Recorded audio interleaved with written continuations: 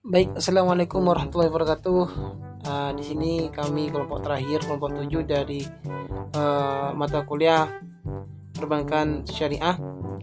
Jadi di sini kami akan membahas tentang penyelesaian sengketa dan arbitrase di perbankan syariah. Kita langsung masuk saja ke pembahasannya. Tadi saya semongkok. Bismillahirrahmanirrahim. Assalamualaikum warahmatullahi wabarakatuh. Jadi di sini saya akan menjelaskan tentang pengertian dari sengketa. Jadi sengketa dalam bahasa kosakata Inggris terdapat dua istilah, yakni konflik dan dispute. Yang keduanya mengandung pengertian tentang adanya perbedaan kepentingan di antara kedua belah pihak atau lebih, tetapi dapat dibedakan. Kata konflik sudah di Arab dalam bahasa Indonesia menjadi konflik, sedangkan kata dispute dapat diterjemahkan dalam kosakata sengketa. Jadi sengketa itu dalam bahasa Indonesia adalah pertentangan atau konflik yang berarti adanya oposisi atau pertentangan antara orang-orang, kelompok-kelompok atau organisasi-organisasi terhadap satu objek permasalahan. Itu pengertian dari sengketa. Bismillahirrahmanirrahim. Assalamualaikum warahmatullahi wabarakatuh. Di sini saya akan menjelaskan tentang pengertian arbitrase. Kata arbitrase berasal dari kata arbitrate, arbitration, scratch sports, dan arbitrate yang artinya kekuasaan untuk menyelesaikan sesuatu menurut kebijaksanaan atau damai oleh arbiter atau wasit.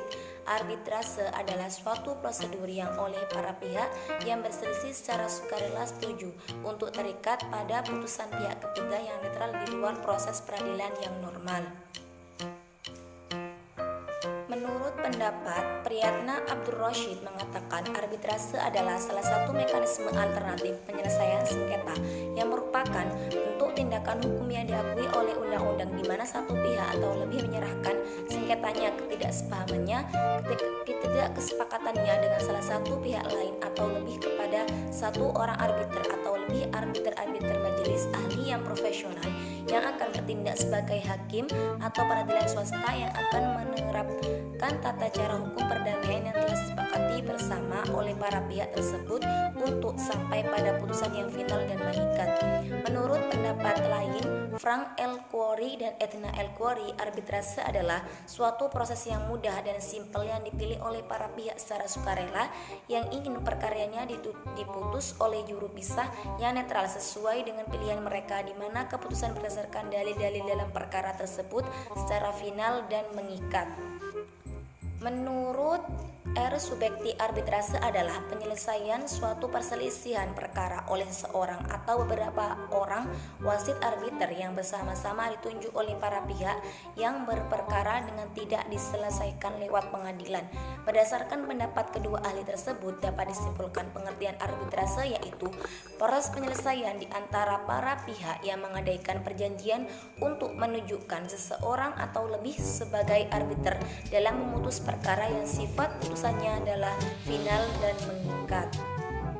Assalamualaikum warahmatullahi wabarakatuh. Saya Mila Santika, NIM terakhir 140.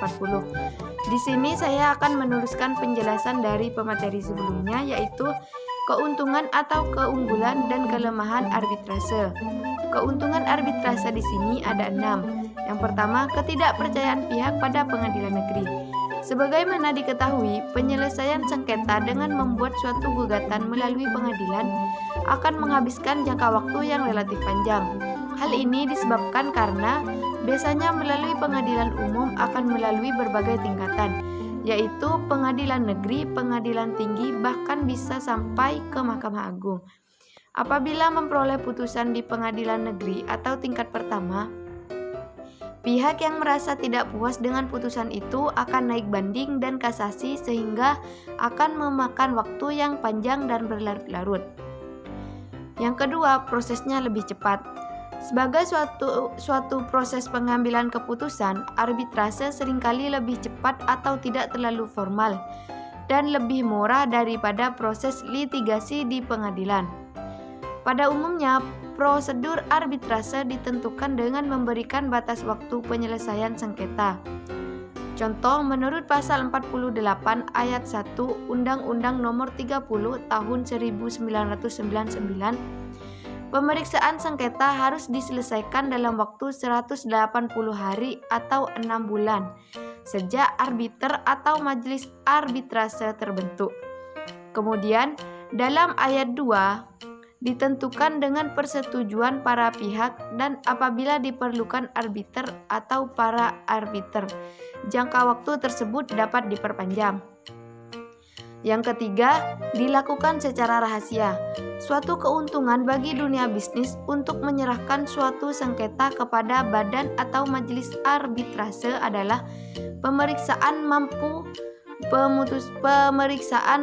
pemutusan sengketa oleh suatu majelis arbitrase selalu dilakukan secara tertutup, sehingga tidak ada publikasi dan pihak terjaga kerahasiaannya.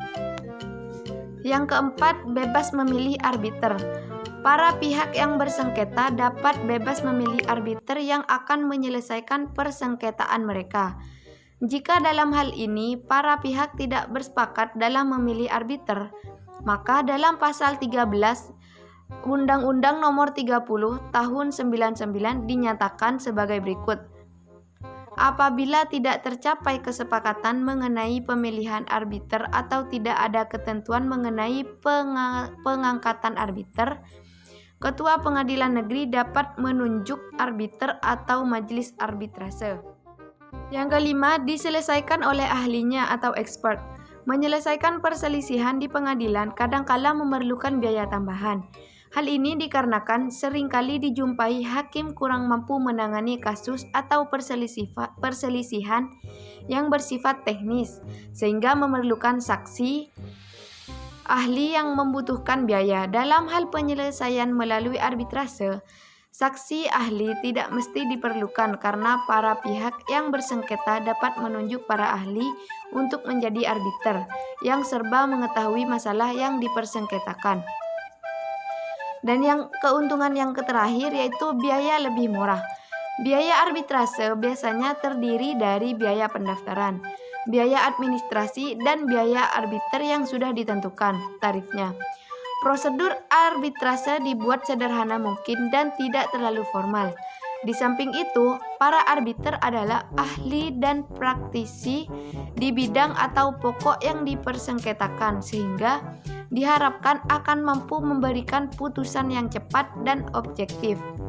Hal itu ditentukan menghemat biaya jika dibandingkan dengan melalui pengadilan. Selanjutnya yaitu kelemahan arbitrase. Yang pertama, putusan arbitrase ditentukan oleh kemampuan teknis arbiter untuk memberikan keputusan yang memuaskan dan sesuai dengan rasa keadilan para pihak. Selanjutnya, apabila pihak yang salah tidak mau melaksanakan putusan arbitrase, maka diperlukan perintah dari pengadilan untuk melakukan eksekusi atas putusan tersebut.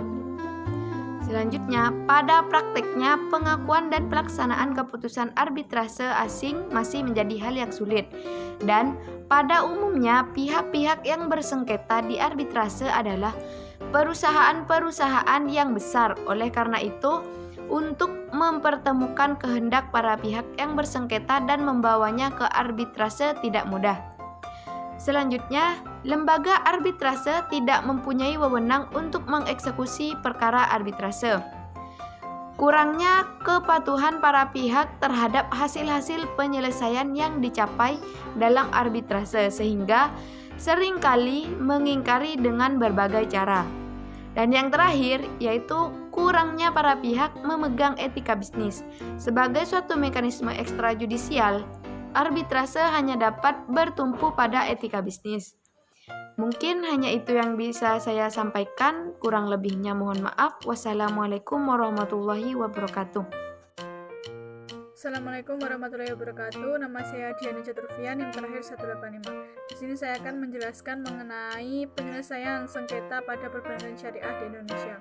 Ada dua jalur penyelesaian sengketa pada lembaga ekonomi syariah atau LES, khususnya perbankan syariah.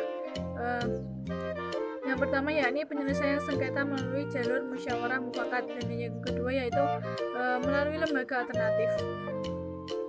Untuk jalur musyawarah mufakat. Penyelesaian sengketa melalui jalur musyawarah mufakat ini merupakan jalur yang paling awal yang dilalui oleh pihak yang bersengketa sebelum akhirnya masuk pada jalur hukum atau pengadilan.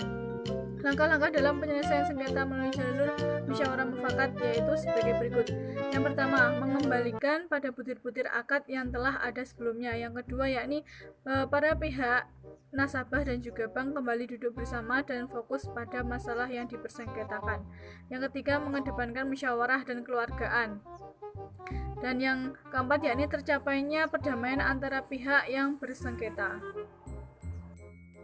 Yang kedua, yakni penyelesaian sengketa melalui lembaga alternatif atau alternative dispute resolution.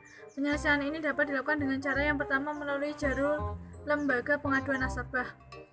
Lembaga pengaduan nasabah disebutkan dalam pasal 1 angka 4 PBI nomor 7/7/PBI/2005 tentang penyelesaian pengaduan nasabah. Pengaduan didefinisikan sebagai ungkapan ketidakpuasan nasabah yang disebabkan oleh adanya potensi kerugian finansial pada nasabah yang diduga karena kesalahan atau kelalaian bank.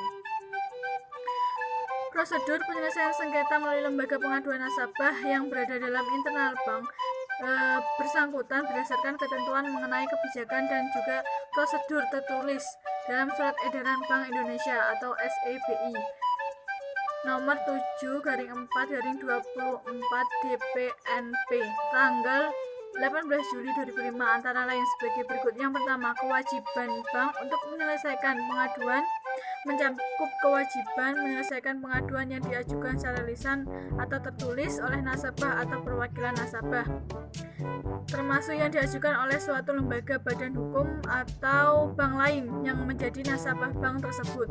Yang kedua, setiap nasabah termasuk walk-in customer memiliki hak untuk mengajukan pengaduan. Dan yang ketiga, pengaduan dapat dilakukan oleh perwakilan nasabah yang bertindak untuk dan atas nama nasabah berdasarkan surat kuasa dari nasabah. Yang kedua, melalui jalur BI Bank Indonesia, mediasi perbankan. Mediasi menurut peraturan Bank Indonesia nomor 8/5/PBI/2006 adalah proses penyelesaian sengketa yang melibatkan mediator untuk membantu para pihak yang bersengketa guna mencapai penyelesaian dalam bentuk kesepakatan sukarela terhadap sebagian atau seluruh permasalahan yang disengketakan. Pelaksanaan fungsi mediasi perbankan oleh Bank Indonesia ini dilakukan dengan mempertemukan kedua belah pihak untuk mengkaji kembali pokok permasalahan yang menjadi sengketa guna mencapai kesepakatan tanpa adanya rekomendasi maupun keputusan dari Bank Indonesia. Berikut persyaratan penyelesaian sengketa melalui jalur BI. Yang pertama, diajukan secara tertulis dengan disertai dokumen pendukung yang memadai antara lain bukti transfer keuangan yang dilakukan oleh nasabah. Yang kedua, pernah diajukan upaya penyelesaian oleh nasabah kepada bank, dibuktikan dengan bukti penerimaan pengaduan atau surat hasil penyelesaian pengaduan yang dikeluarkan oleh bank. Yang ketiga, yakni sengketa yang diajukan tidak sedang dalam proses atau belum pernah diputus oleh lembaga arbitrase atau pengadilan atau belum terdapat kesepakatan yang difasilitasi oleh lembaga mediasi lainnya. Yang keempat, sengketa yang diajukan merupakan sengketa keperdataan. Yang kelima, pengajuan penyelesaian sengketa tidak melebihi 60 hari kerja tanggal surat hasil penyelesaian pengaduan dan yang disampaikan bank kepada nasabah. Setelah persyaratan di atas terpenuhi, maka mulai dilakukan pemecahan sengketa dengan cara sebagai berikut. Apabila sengketa itu tidak dapat diselesaikan dengan cara kekeluargaan, maka diselesaikan melalui seorang mediator dengan kesepakatan tertulis para pihak sengketa. Apabila para pihak tersebut dalam waktu paling lambat 14 hari dengan bantuan mediator tidak berhasil juga mempertemukan kedua belah pihak, maka pihak dapat menghubungi lembaga alternatif penyelesaian sengketa untuk menunjuk seorang mediator. Setelah itu proses mediasi harus sudah dapat dimulai dalam waktu 30 hari, harus tercapai kesepakatan dalam bentuk tertulis yang ditandatangani oleh kedua belah pihak yang terkait. Selanjutnya di sini saya akan menjelaskan mengenai tentang penyelesaian sengketa melalui jalur Basarnas atau Badan Arbitrase Syariah Nasional. Lembaga arbitrase syariah merupakan penyelesaian sengketa secara syariah antara kedua belah pihak di jalur pengadilan untuk mencapai kesepakatan masalah ketika upaya mufakat tidak tercapai. Di samping itu, badan ini dapat memberikan suatu rekomendasi atau pendapat hukum, yaitu pendapat yang mengikat adanya suatu persoalan tertentu yang berkenaan dengan pelaksanaan perjanjian atas permintaan para pihak mengadakan perjanjian untuk diselesaikan. Jika jalur arbitrase ini tidak tercapai, maka lembaga peradilan adalah jalan terakhir sebagai pemutus perkara tersebut. Adapun prosedur berperkara di Basarnas ini, yang pertama, setiap pihak dapat menyerahkan penyelesaian sengketa dengan cara mengadakan perjanjian pactum de comprometendo atau persetujuan bersama. Yang kedua, arbitrase syariah menangani perkara yang timbul akibat hubungan perdagangan, industri, keuangan, jasa, dan lain, dan tidak menangani perselisihan sesuai pasal 616 LV, yaitu perselisihan hibah, wasiat, nafkah, perceraian antara suami dan istri, dan sebagainya. Yang ketiga, Basarnas memilih arbiter baik dalam bentuk tunggal atau majelis setelah persyaratan administrasi dan klausul arbitrase dianggap sudah mencukupi. Arbiter melakukan proses peradilan berdasarkan asas demi keadilan dan berdasarkan ketuhanan yang Maha Esa. Setiap penempatan dan keputusan dimulai dengan kalimat Bismillahirrahmanirrahim, diikuti dengan demi keadilan sedangkan ketuhanan yang Maha Esa. Dan yang keempat, keputusan arbiter berdasarkan suara terbanyak seandainya arbiter lebih dari satu orang. Sekiranya suara terbanyak tidak tercapai, maka ketua arbiter bisa mengambil dan menjatuhkan keputusan sendiri, dan keputusan bersifat final dan banding. Pelaksanaan keputusan harus meminta persetujuan pelaksanaan dari pengadilan negeri yang tidak mendapat persetujuan dari pihak yang kalah, sehingga pengadilan negeri kembali memeriksa perkara, maka jika harus 2 kali pemeriksaan. Hal ini tidak dibenarkan dan menjadi kelemahan berperkara di Basarnas. Mungkin hanya itu. Wassalamualaikum warahmatullahi wabarakatuh. Baik, terima kasih telah menyimak video kami. Jangan lupa like, comment, share, report, blog semuanya. Jangan lupa juga bagikan ke teman-teman kalian. Mungkin dengan kalian membagikan video ini, kalian mendapatkan barokahnya membagikan ilmu yang bermanfaat. Kurang lebihnya mohon maaf. Wassalamualaikum warahmatullahi wabarakatuh.